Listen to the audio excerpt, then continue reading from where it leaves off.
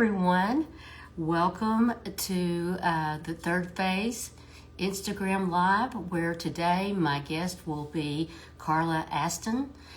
Carla is from the northern Houston, Texas area where she specializes in remodeling design. And she has been a blogger since 2012, and she still manages that today in addition to a full service design that offers an in-person as well as remote email consultation. And Carla also has several ebooks that helps with design dilemmas. This is one little smart cookie I've got with me today, and she has been through this third phase with both her mother and mother-in-law. And as a designer, she's going to share with us some of the tips and the things she has learned over these years. Let me bring Carla on and let you meet her.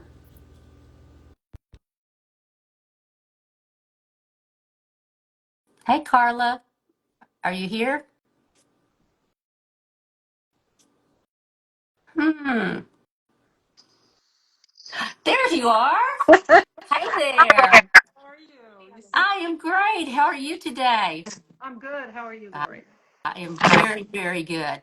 Welcome to the third phase. Yeah, I'm there. Well, we so appreciate your time. I know how busy you are and what a fabulous blogger you are. I love reading your blog posts. Thank you, thank They you. Well, are very insightful. Anyone that is not getting her blog posts, you need to sign up today because they are very well worth your time. I've been doing it a long time, and it kind of comes natural. Yeah, well, you're very, very good at it. Very good at it. Okay, Carla, let's get into everything here. I had already really introduced you and about your interior design business, and so you're very busy with that, plus dealing with with your mother and mother-in-law. Are they they're in assisted living now? Well, actually, my mother-in-law just passed away. Oh, It was last a week and a half ago, actually. She passed, oh, I'm so sorry. and my mother passed away 2 years ago. So, but they Okay. both, you know, it's been the last 10 years of like dealing with all that, and so we're finally done with that. Now we have to worry about ourselves. Well, that's true. I mean, that's what's next. Yeah, and everything I've learned through them, I'm going to try to implement, what I'd like to do different for myself. So, Right. Well, that will help all of us. Okay, to start with everything, what circumstances led to the decision to move your mother and mother-in-law into assisted living? well, my mother was first. She fell and she had a brain bleed and had to have emergency surgery. This was at 92 years old. She was living alone at the time. She lived just around the corner from my sister, and my sister checked on her every day, and she was determined to stay in her home. We could not persuade her to move anywhere. And so after that, she really had severe brain memory loss and everything. She really had to be put in a more memory care type place. So we started with regular assisted living because we really didn't know to the extent of how much she was going to come back after that. But then after like 2 months, we realized this was not going to get better. So then she moved to memory care, and she was there about 5 years. Okay, very good. And your mother-in-law then came later, Yeah, is that she was, correct? it was almost about the same time. She was younger, but she just passed at 95. So they're both quite, in their 90s, so Wow. it's time to get some assistance at that age, and Yeah. they needed help with things. And my mother-in-law had epileptic type seizures, even though they didn't come across as epilepsy. So we didn't really know they were just seizures where she would pass out. And she had a problem with the communication center of her brain. So then it made it hard for her to communicate, talk, understand speech, that kind of thing. So she was pretty physically capable, early on. And Mm, then, as getting older and everything sort of takes a downturn, so. yeah. Yeah. uh, but she went quick, and so we were grateful for that. It Yeah, was that's slow a for blessing. that was very painful to watch, Yeah, So yeah. What was your biggest challenges that you faced getting them into assisted living or finding the perfect assisted living? well, first of all, their ability, it was just hard to have them go, Yeah, like for their, to accept the fact that they needed to make that move. I yeah. know if my mom had been more cognizant, it would have been a really hard thing for her to do, all of it. But so her move was actually easier. My mother-in-law's was much more difficult with like, it just took so much more time. She wanted to make sure that everything that she had went to a person that she knew and, and just passing her things off to her family and friends she knew. It was just a long, tedious process, to get Oh, her moved. goodness. Yeah. Goodness. Did you have to do like an estate sale or anything, or was she able to give everything away? Oh, we did sell a lot. I did Facebook Marketplace for a lot of things, Hmm. and certain they both have small lot lines, so zero lot line type homes. Hmm. So that helped with downsized previously. And so that helped, but you can cram a lot of stuff in those houses, when you're going from there to an apartment, type situation. Oh, well, downsizing is just so difficult anyway, regardless if you're young or old. I know. And honestly, I mean, I still don't want to downsize, even though I know I should. It's like that just feels like such a close the door on that part of your life, It's just a real hard thing to do. But Yeah. definitely in your 80s, you really need to be thinking about Yeah, downsizing. yeah, yeah, definitely. Well, and I'm going through that with my mother and downsizing. We've sold her house and trying to get everything placed. And I chose not to sell, but to give everything I possibly could away, Yeah. which sometimes is just as difficult. Well, we wanted to give a lot of it away. A lot of people they're like, no, I don't want to deal with it. I mean, so the marketplace, a lot of it was like free for pickup. I mean, that's Yeah. Oh, I have set things in front of my mother's house just for that reason, and people just come gather it up. It's like easy it's peasy. it goes. So when you put a price tag, a decent price tag on something, that's when it sits there. So Yeah, you get really willing to kind of give it away. yeah. And she really wanted to have like, she really wanted to give it to people who she knew and all that. That was really hard to, even at the memorial service, we were at the back of the car. Does anyone want this collection of fans? She had this pretty fan. It was just, you know, hard because I knew what she wanted. And, I worked really hard trying to help do that. But, it was Oh, still that's so it's sweet of you. a process for Yeah, sure. so they were both pretty much involved. My mother-in-law was, yes. Okay. What was the key factors that you considered when selecting the right memory care and assisted living places? Well, my mother, like we moved her twice, once to assisted living and then to memory care, and she stayed there. Met lots of difficulty with memory. My mother-in-law was more of a gradual, so we started with independent living, and for that, it was such a hard pill for her to swallow about moving. There was a really nice independent living place just around the corner from her house, and we're really close to her. She was like 2 miles away from us, so that was convenient for us too. And so we moved her there first. And she stayed there about 3 years and she had a couple of these seizures there. So that's after that, we finally realized we needed to step up the care and go more to assisted living because anytime we would go and say, do you think you could,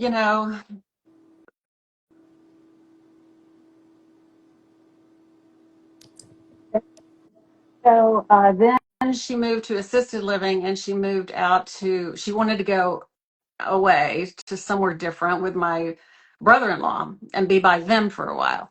So she went to Austin, to the Austin area, and it was a beautiful facility. And they did have a graduated care where they would take you into memory care, you know. Mm-hmm. She stayed there about a year, and she really did not like it. And I think she kind of missed being in the local area a little bit and some of her friends that she could communicate with, Mm-hmm. and did not make friends very well, and did not.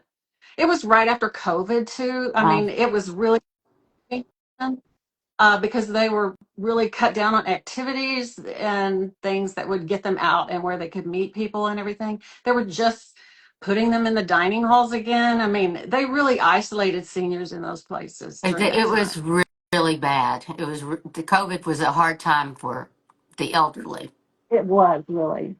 It So really was. after that, she wanted to move to Brenham, which is where she lived for like 25 years and where she married her husband last. And she had stepchildren there. And we know them well. They're nice. And it's only like an hour and 15 minutes from us. So we took over then the care. You know, someone was always kind of in charge of Right. her care. Just because your loved one lives in a facility does not mean that you are not on call. Yeah. 24/7. You will get calls and you have to intervene and you have to take care of everything. You know, there's still a care that is involved with family members once they go to assisted Yeah. living. So anyway, so she went to Brim for a little over a year, and she was having to do monthly doctor appointments, and the care was not as good. It was kind of a step down in quality, and there was just not another place. You know, Brenham is a small town, and there was two facilities basically, maybe one more, but it was not acceptable for us. And so we finally moved her. She got kind of in a bad situation there, just not getting, she just complained a lot and didn't like the food and things like that. So we just said, that's it. We're moving her to Deluxe, the Woodlands, right near us. We're moving her back here. And so Yeah. we did care about a year in the last one, but it was always like kind of care level, location. I think location is a big thing. Like we really found it so much easier to deal with her when for her and when she was close, you know. Yeah. So of one close is such it's less problem for them because they're still going to have to come. They're still going to have to help you, you know. Yes. So as convenient as possible for them to help you is a good thing. I Right. so Absolutely. anyway, both that. Absolutely. So you moved them several times. Oh, yes. And he Okay. downsized a little bit, you know, and she downsized a little bit, you know, giving away some things. So it. Mm. Yeah. Well, then all those moves, what was your design challenges Well, as a designer? now, my mother-in-law was a decorator, and so she was very much in charge of her own place. But she did love that the best way that I had to kind of make her excited about these places and look forward to moving or whatever was to do floor plan for her and to show her how her furniture would be laid out in the space. So, you know, that was a real important thing for her. For some people, it might not be, but it really Mhm. helped me, you know, how where her antique was going to be, where her bed was going to be, you know, and then she could kind of see herself in the space. And so that was one thing that helped when we were trying to make that transition to each place, to show her what she could keep, if she needed to get rid of anything, you know, that kind of thing. That Yeah, that I kind of went through that with my mother and my aunt. To me, the floor plan was so important of what would work. it is because they're That, that small. yeah, they're so small. And my aunt was a big antique collector, Yeah. and it was just I was like, well, we can get it all in there. It's just going to be real close. Well, I don't want it that close. So it was always, I don't know, but I would have it all planned out with a floor plan, and then lo and behold, you know, we couldn't get it all in there or something. So, but anyway, Now, um, you know, you always have to allow room for the equipment and like the walker and the wheelchair and, you know, the things like that. And there's not really, I think these places are poorly planned, to be honest with you, Yeah, and they don't use up to date, uh, accessible design features in the rooms because those are not visible to the average person walking through. right. That all their money in the lobbies and all these beautiful places, and then you go in the rooms and they have a bathtub. It's like, how is an old person going to get in and out of a bathtub? Yeah, my It's aunt, independent living. Really, they're not yeah. using it. Well, they So, shouldn't. oh, they should. They should So not at it's all. just, and the storage is really minimal. Well, I've read your blogs about storage cubes and things like that that you could store things in, and that's very interesting that you mentioned that is very handy because there is none. There is it's two empty rooms and a bathroom. Yeah, and the bathroom is bare bones. Like there's no cabinets usually. It's in one bathroom she had, it was just like a sink attached to the wall and the toilet and the shower. And there's no place to put towels or toiletries or anything. No medicine cabinet. We hung the thing on the wall over the toilet, and we got the plastic bins for drawers, Mm-hmm. but it's just always a challenge. They just don't put enough. And the minimal storage they put, it's like Home Depot cabinets, cheap, Oh, cheap, uh, yeah. drawers or anything. It's just listen. I did a total of 6 facilities Wow. with my mom. So I across the board, and we always tried to go for really nice places if we could. And definitely the last one was nice. It did have storage, and it was a bigger bathroom, but nonetheless, it's just you'd never have enough storage. No, no, there's never enough. They really want them downsizing too. Yeah. With my mother. That's what they said. They said, we don't want a lot of clothes. Don't bring her a lot of clothes. Has to be something easy off and on. And it has to be, if you want to bring 5 pair of pants and 5 tops, that's fine. Hmm. We'll wash her because they just can't manage all that Yeah. stuff. Yeah. Well, my mother had already kind of gotten that way. She dressed from the clothes. Only thing she liked all of her clothes laid out, Yeah. and she will not go to her closet. So I would go, and she'd be wearing almost the same things over and over. So she fit into that really well. But I'm like, here you've got all this. You've got. I went at one time at Thanksgiving to see her, and she had on short sleeves, and I'm like. It is so cold out. Everybody was bundled up and everything. She had on short sleeves. Yeah. But again, they keep the room so warm. You could roast I a can never. chicken in there. It was always so hot. That, that's the worst. That's the worst. What is the biggest lesson that you've learned from all this now? Well, I definitely, especially now that we've had the memorial service and everything, I mean, I really would like to go through my house. Obviously I need to. I need to go through one thing that my mother-in-law did that I thought was kind of interesting and it helped us a lot at the end was she had made that book of her life. And she had written her memoirs, which was a little book that she had put together with pictures from her childhood. And it really helped us when we made the video. We made a Yeah. video ceremony and also just made us appreciate her life, and going through that and seeing all that all compiled for us was nice. I Wow. mean, with my mother, we've done that for that ourselves, my sister and I. But it's nice to kind of do that. I remember as I was going through finding photos, and I was like, oh, I know she would like this photo. And I thought, I wonder if my kids would know I like a certain photo of mine. I think I'm going to make a folder with all my photos. I can start my video now.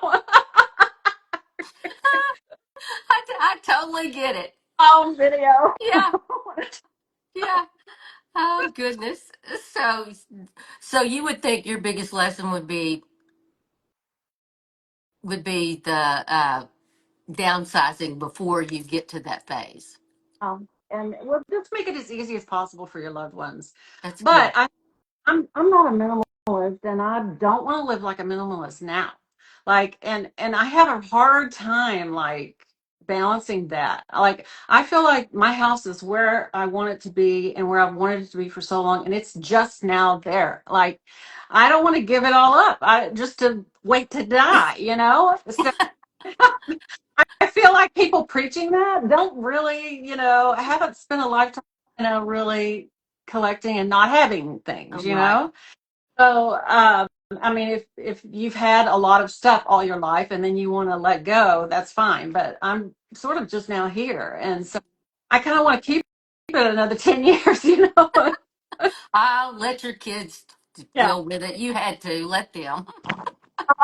I get that far, but I think definitely I want to enjoy my 70s, I hope, and I hope nothing's I'll always probably try to downsize a little bit through my life here now through the rest Mhm. of the and I'll take a big leap in the 80s when I hit 80, I'm going to go serious, cut it out. But I do think things like getting your financials in order, getting Mhm. your that's a big thing. We were so lucky. My mother-in-law had uh, her finances were fine. My mother had taken care of hers. My mother did a pre-need funeral service. So her funeral was all paid for. She had a casket and everything that was all paid for. We really had to pay kind of just for the flowers and a few things, the price increase from what she paid 25 or 30 years ago to what it was like $10,000. Wow. So, like pre-need situation is kind of a smart thing to look at. Um, and, just making those plans, end of life plans, I think are important. Yeah. Good point. Good point. That for all of us. For all of us. Looking back at all of this, is there anything that you would have done differently? God. Well, I wish we wouldn't have had to move my mother-in-law so many times. I wish we would have found a better place that fit her here so we didn't have to move her to those other Uh-huh. towns. But I think that was her desire and her wish, and there was no talking her out of it at the You're time. right. So she kind of had to get it out of her system. So, I mean, I think we indulged her last year's with what she wanted. Mm-hmm. So I regret that. Um, I wish I could have spent more time with my mom. She was in Dallas, and then I'm here. My sister was in charge of her Oh, family, so I wish I would have gone up there more often. Um, that's my main. yeah. Yeah. What advice would you give? For who? For someone with a parent, or for me as a person? No, well, I would say as anyone working dealing with maybe putting their parents in assisted living or in a facility, what advice would you give? Yeah, I would say try to get everyone in the family that has contact with them to be on board with your decisions. Yes. And, you know, it's really hard when, like, I really let my sister make a lot of the decisions for my mom because she was the primary caregiver. And I just wanted to respect that and make sure she was happy because she was going over there, every day and doing all that. So I want to make sure we got the location that fit her and, all that. Yeah. And I think having everyone that talks to the person, Hmm. kind of, if they can kind of say, it's time for you to go, or if they're all on board with the same, I thought, of what needs to happen, it really helps Yeah. not to have opinions because then it all gets very manipulative, so I think That would that would be horrible. it would be horrible if I think that a lot of it, if you're the caregiver, a lot of times I think it's hard to make those decisions, but if everybody's supporting you, you're going to be much more confident, in what you have to do. Well, it's so hard in it within itself to do it. But Yeah. if I had had any siblings going against me, that would have been very, very difficult. Yeah. So I guess we want to say siblings, Yeah. stick together. Right. Stick together and Like take care of your parents. siblings, friends, whatever, Yeah, absolutely. And even like it was interesting because my mother would even get persuaded by random caregivers that would come in the room and they would tell her. It was so funny because like one time they was like, "Oh, it's the lady making her bed." She would say, "Oh, well, you need to get a twin size bed because you don't need this queen in here." And we'd just gotten the queen because she didn't like the other. She just a new bed 2 years ago, and because she begged for that. So we're like, she doesn't understand. And so then she was on, I got to get a twin bed right now. It was kind of funny to see how she was influenced by everyone, Right. by even random people that didn't really know her. So, Huh. and I think that's probably true with a lot of people, Yeah. in that situation. Well, reading your blogs and knowing what a fabulous designer you are, if you could design an ideal assisted living, what would that look like? Well, I would spend more money on the rooms, definitely, than the. Look, you go through those lobby spaces, most of the time they're unused.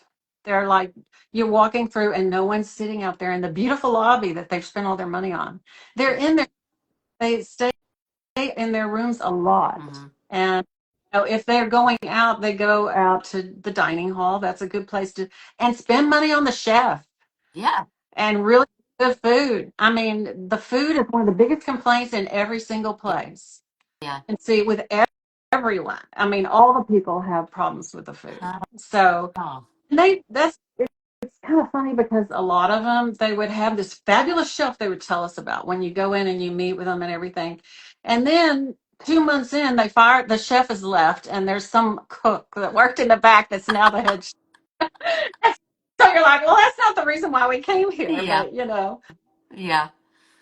Well, you being in the Texas area, y'all have finer restaurants than we do here in Arkansas, I would say, even northern part, So most of them just want good old down home cooking, Yeah. So, but that has not been an issue with my mother Oh, that's at all, as far as the food. yeah. I think what she would like is for her children to all be sitting around talking to her all day long every day.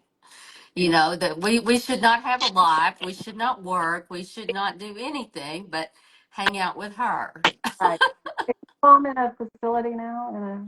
Yes, she is in assisted living, but she fell and broke her ankle about a month ago, month and a half, and we have her in a skilled nursing center now in rehab. But we are afraid she's not going to regain her strength enough to Yeah. to be able to take care of herself and assisted. She may have to have skilled, and we don't have the facilities here that it's like a step, that you could keep stepping down to what you need. They're spread out all over, so it's like a whole new facility where you have to make new friends, get to know people, and it's hard for young people to move, but for older people, Places are clicky. I'm telling you. yeah. And they snub people, and it's really, they have their little favorite people they want to sit with, and they don't want someone new coming in. That's And right. people coming in, but it's really hard. I'll never forget with both of the moms and their situation. I remember like the first or second day or third day or whatever, we'd say, okay, you want to go eat? And they didn't want to go to the dining room because they didn't know who to sit with and what to do. And, they were trying to make their way, just trying to make friends. And it's just like the cafeteria in junior high, where you sit. The Mean Girls. There's no one, I feel like they should probably help with activities director or whatever, someone to kind of help blend them in when they first get there.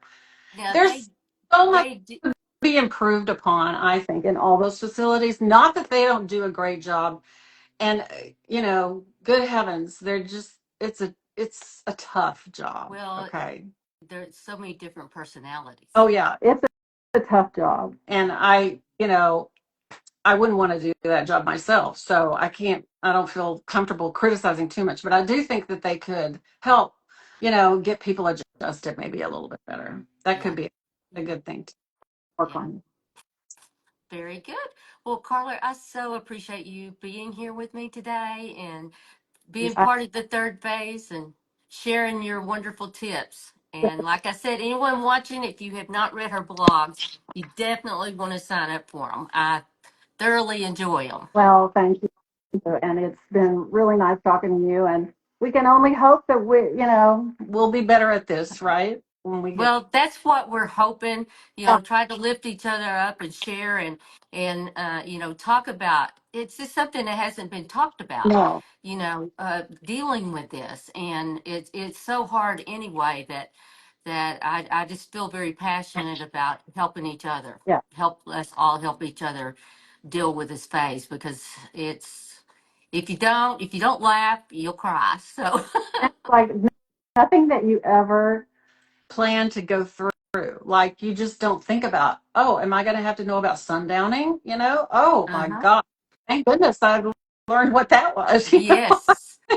I Yes. tell you what, one thing that I found interesting recently is on TikTok where there's a couple of, well, there's quite a few creators that are doing this, that are filming their parent with dementia that is going through all these phases, and their parent lives with them or whatever, and it's just following the same path that I've seen, and it's just really interesting, to see it in these little short clips like that, and Mhm. and you understand, and they're elaborate, they're being very nice and tactful about it. Uh-huh. It's not like anything they're, Right. it's not it's not like they're really invading their privacy. These people are participating, but it's rather interesting to get a very accurate view Yeah. of what it's.